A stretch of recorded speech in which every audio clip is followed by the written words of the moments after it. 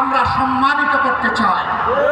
তারা দেশ গড়ার কাজে অংশ নেবে আর বুক ফুলিয়ে বলবে আমি কারো অনুদানে নয়, বরঞ্চ আমি আল্লাহর দেওয়া সামর্থ্য অনুযায়ী আমার দেশকে আমি দিয়ে চলেছি, অবদান অব্যাহত রাখবো।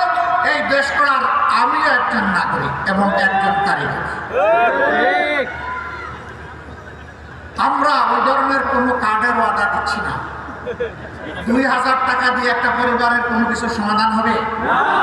আমার ভাই নাহিদ ইসলাম বলেছে তাতে আবার ভাগ বসিয়ে দেওয়া হবে। খাজনা আগে, তারপরে ওই টাকা 2000-এর 1000 আমার খাজনা, আমাকে আগে দাও, তারপরে তোমারটা তুমি বুঝে নাও।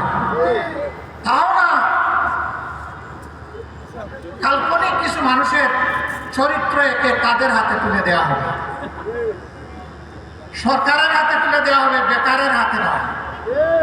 এই বৈষম্যগুলোকে আমরা দেখতে পাইনি। টাকা কোত্থেকে আসবে? টাকার সোর্স তো জনগণ। এটা তো আমাদের কারো টাকা না, জনগণের ট্যাক্সের টাকায় দেশ চলে। ট্যাক্সের বাইরে কিন্তু একটা বেসরকারি ট্যাক্স আছে প্রত্যেকটা মুদির দোকানে, রাস্তাঘাটে, এমনকি রাস্তার পাশে বসে যে ভাই বোনটি ভিক্ষা করে তার কাছ থেকেও একটা ট্যাক্স নেওয়া হয়। ওই ট্যাক্সের টাকা আমরা আমাদের জনগণের হাতে তুলে দিতে চাই না।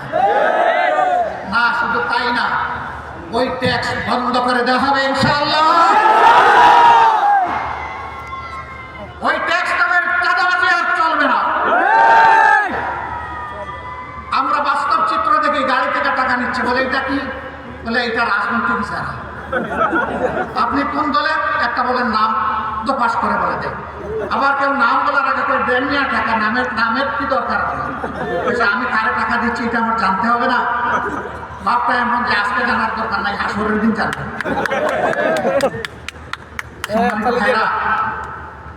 আমরা ঘোষণা করেছি চাঁদা আমরা নিব না এবং চাঁদা কাউকে নিতে দিব না। আমরা বলেছি দুর্নীতি আমরা করবো না এবং দুর্নীতি কাউকে করতেও দেব। আমরা বলেছি ইনসাফ প্রত্যেকের জন্য, জাতি, ধর্ম, দল নির্বিশেষে নিশ্চিত করা হবে। ইনসাফ এখন থেকে 8 টাকা মূল্যে বিক্রি করা হবে না। সেই বাংলাদেশটাই আমরা করতে চাচ্ছি।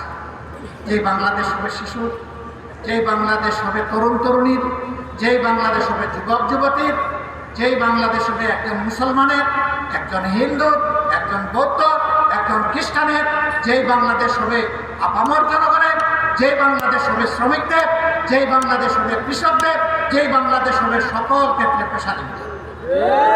আর এমন বাংলাদেশ নিয়ে গর্ব করবে আর বলবে আমি একজন বাংলাদেশী। সেই বৈষম্যহীন বাংলাদেশ আমরা করতে চাই ইনশাআল্লাহ। আমরা এই বৈষম্যহীন বাংলাদেশ করার জন্য প্রস্তুত ইনশাআল্লাহ। 10 দলের যার যেখানে প্রতি সেইটার পক্ষে আপনারা সর্বশক্তি নিয়োগ করেন। আপনারা ন্যায়ের পক্ষে, ইনসাফের পক্ষে। আগামী 12 তারিখ একদিকে রেফারেন্ডামে হা, গণভোটে হা, আর এই 10 দলের প্রতীকে হা, এই 2 জায়গায় হা দিয়ে জনগণের বিজয় ছিনিয়ে আনবেন ইনশাআল্লাহ।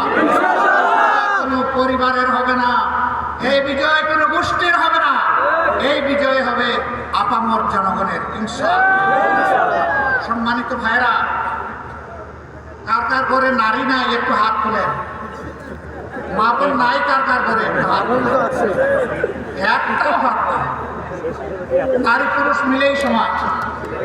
মায়েরা সম্মানের জাতি। মা ছাড়া দুনিয়ায় 2 জন মাত্র পয়দা হয়েছেন, হযরত আদম আলাইহিস সালাম এবং হযরত হাওয়া আলাইহিস সালাম। আর কোনো মানব সন্তান দুনিয়ায় আসেন নাই মার পেট ছাড়া।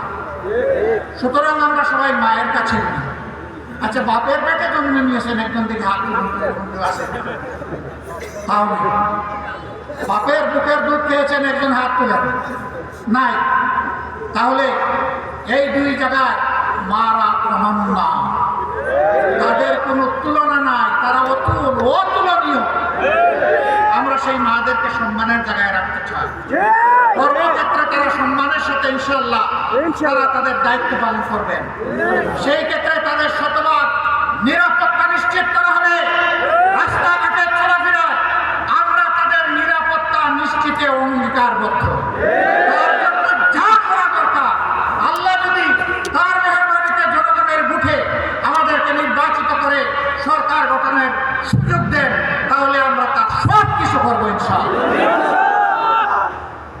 নারী পুরুষ সবাই মিলে আমরা আগামীর বাংলাদেশ গড়ব। আল্লাহ তাআলা সেই বাংলাদেশটা আমাদেরকে গড়ার তৌফিক দান করুন।